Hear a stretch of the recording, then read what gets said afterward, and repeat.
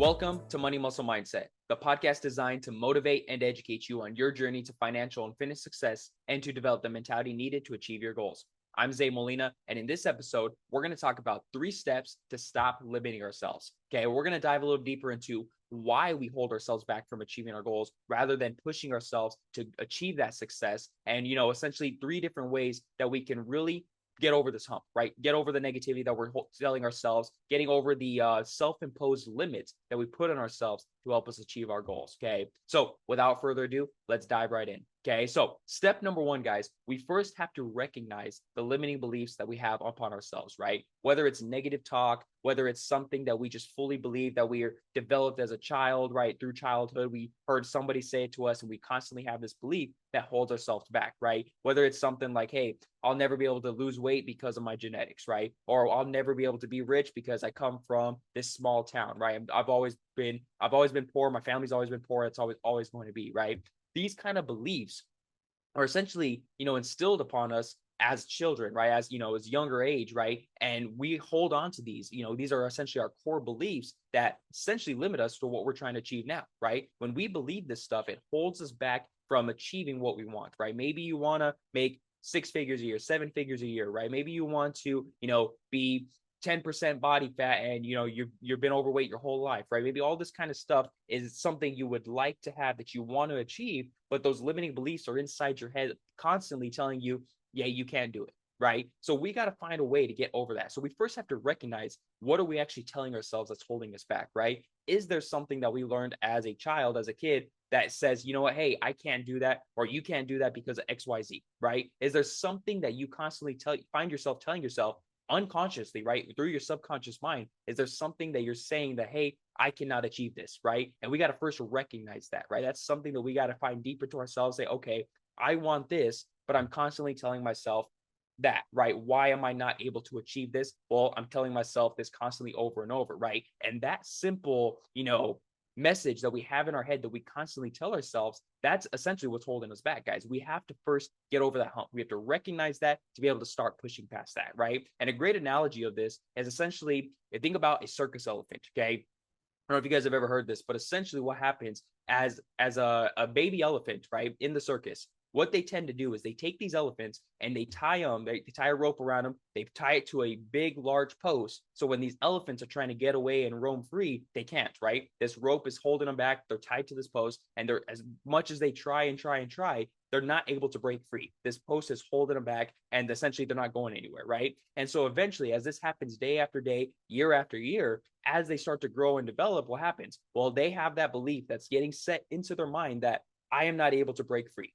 Why is that? Well, because this post is just heavier than me. It's stronger than me. It's holding me back. I'm not able to break free. So eventually they do what?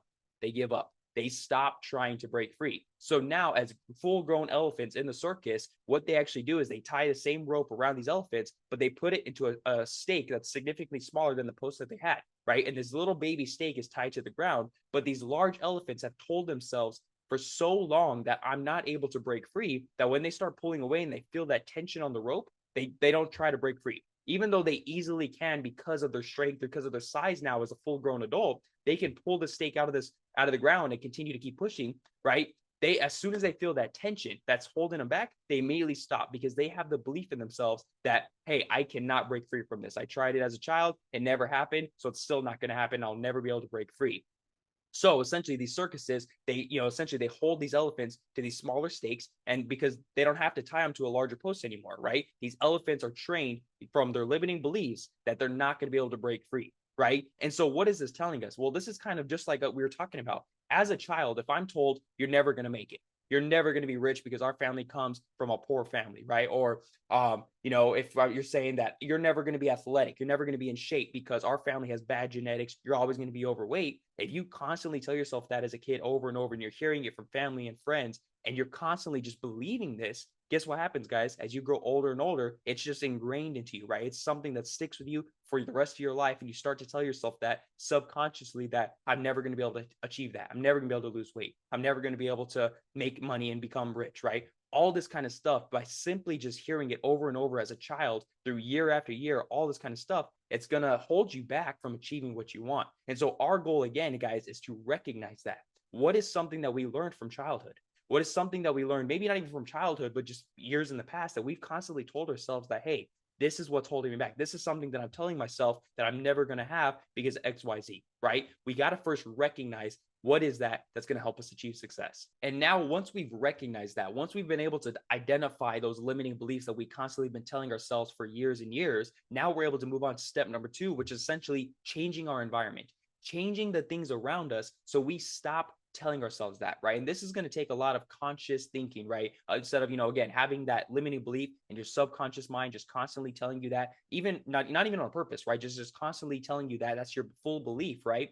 But if we start to, develop this conscious thinking of, hey, I need to stop myself. Every time I start to feel that way in any way, shape, or form, I need to first recognize it. And now I can do something about it. I can start to change the things around me, right? And by simply changing our environment, and I don't necessarily mean physical, space. I'm not saying move across the country or anything like that, right? I'm talking about simply the things around you that you feel that are holding you back. Maybe it is your physical environment. Maybe you're, in a small town that you feel that, hey, I'm not going to find success here. I need to get out. I need to go to the big city to be able to achieve my dreams, stuff like that. Maybe it is the physical environment around you.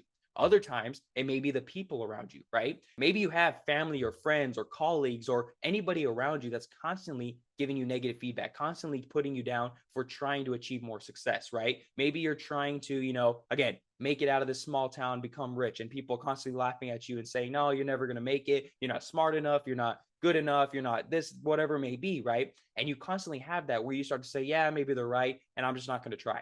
Right? Just like that elephant, right? Constantly try to break free from that post. Never happened. As they grew up, they just stopped trying. And essentially they gave up, right? They weren't able to break free from that post as a child. And so as an adult, that small stake is essentially giving them that small little tension. They don't even try anymore, right? Is that something that happened to you, right? Are you trying to achieve some kind of success, some kind of goal, and all the negativity around you is holding you back, right? So our goal is to change our environment, find supportive people, right? Instead of having people around you that put you down and say you can't do it, find the group of people that are going to push you, right? Find the people that are going to uplift you and encourage you to help you achieve success, right? If you're constantly around people that don't go to the gym and constantly eat bad and they're all overweight, and you say, hey, I want to get in shape, I want to, lose some weight, I want to eat healthier, all this kind of stuff, those people may tell you, hey, you know what? That's stupid. You're not going to be able to lose weight. You got to just keep eating this way. You got to keep doing this and blah, blah, blah, blah, blah, right? And all this negativity is constantly filling you where you feel that, hey, I'm just going to keep listening to them. Yeah, maybe they're right. Maybe I shouldn't, go out there and try to, achieve a better body. Maybe I'm not able to go and lose weight, all this kind of stuff, right? However, if you actually went to the gym and started hanging out with people that are already in better shape and at the gym working out, or people that are there trying to achieve that and they're constantly working out, they've already built some consistency, right? If you start hanging around those people that are already in the gym, they're probably going to have a different narrative, right? Instead of them saying, hey, you're never going to be able to happen, they're going to say, hey, that's awesome, man. Keep it up. This is what worked for me. Maybe I can give you some tips. Maybe you should try this, all this kind of stuff. And they start to encourage you a little bit more. They start to give you some positive messages versus the negativity, right? And all because you just change your environment, whether it's, again, a physical location or just the people you hang around, right? You now have a supportive environment versus a negative environment, someone that's holding you back. You now have the people that are uplifting you, encouraging you, and they may even be the people that are going to hold you accountable and say, hey, did you go to the gym today? Hey, what did you eat today, right?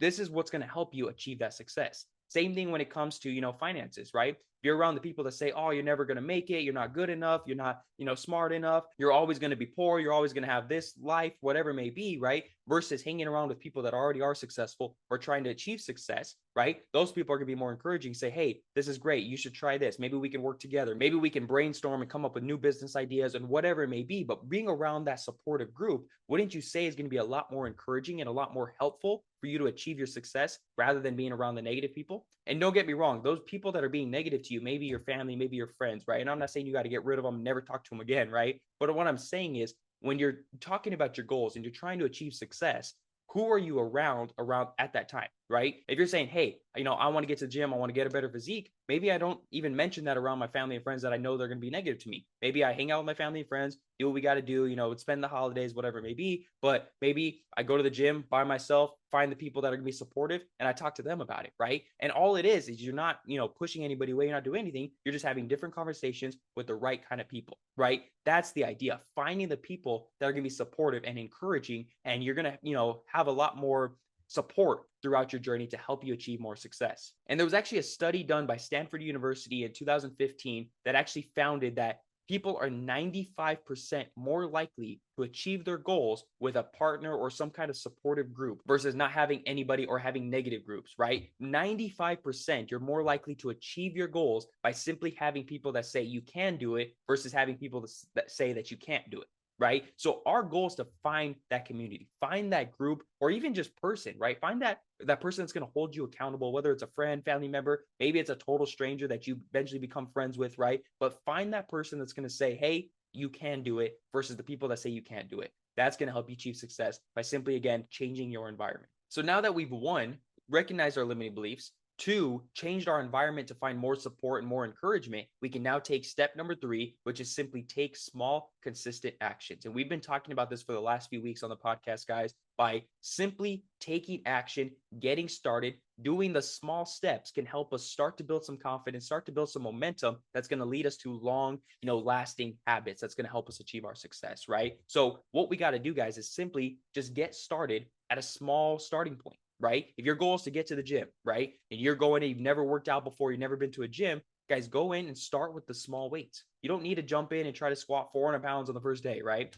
Go squat, do some body weight squats, right? Do then maybe a light dumbbell, right? Do stuff that's going to help you, start to build just slight momentum, right? Get started at a very small pace, right? This is what I do with my clients all the time. I never have them jump into heavyweight right away. Right? I have them start with light weights, even if they are experienced in the gym before and they've had fitness experience, right? My goal is to not just push them from the get-go, right? It's about learning where they're at, starting small, starting to see what are they capable of. And then from there, we can build upon that, right? Same thing when it comes to, your finances, right? Maybe you're trying to save money to invest in crypto, or you're trying to save for a down payment on a house, right? If you're right now at the point where you're like, hey, I want to be able to save $1,000 a month towards this goal of either investing in crypto, down payment, whatever it may be, right? But right now, I just can't afford that. That's too much money for me to try to save. Well, why don't I start by saving $100 a month or even $10 a month, right? Why can't I just start small to start developing that habit? Every single time I get a paycheck, every single time I get paid, I'm able to take a very small portion of my check,